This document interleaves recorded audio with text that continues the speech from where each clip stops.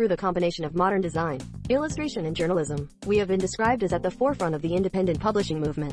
Our critics have a unique 3-inch rating system that captures different aspects of the film experience. Before coming into contact with John Carpenter, Kurt Russell became famous for his accompanying productions after signing a 10-year contract with Mouse House in 1966, making him the studio's golden boy in the 1970s. In the period between the turn of the century, which saw everything from Alice in Wonderland to The Jungle Book, and the renaissance of the 1990s, which brought The Lion King, The Beauty and the Beast, Disney was crazy with family projects that often played with the kindness of a tasting animal.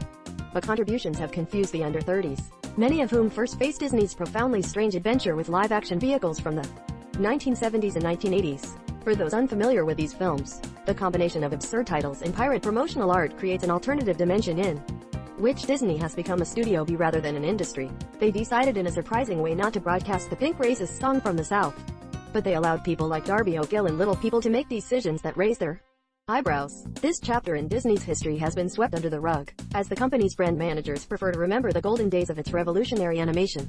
It is important to mention that although these films may seem false to a modern observer, many of them are quite good and were recognized as such when they were released. Little White Lies was founded in 2005 as a biannual magazine dedicated to great movies and the talented people who make Famous Year. The remake of Beauty and the Beast is considered progressive, but the studio's animation safe is full of a strange subtext. Take the example of the Apple Dumpling comic strip that brought Don Knotts and Tim Conway together in such a successful comic duo that they produced a series of sequences.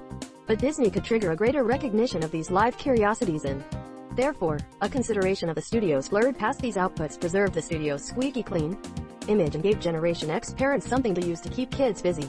Ron Clements and John Musker, directors of Moana, reflect on how Robin Williams set Aladdin's course. Disney will soon be a repository of children's films that have been forgotten over time.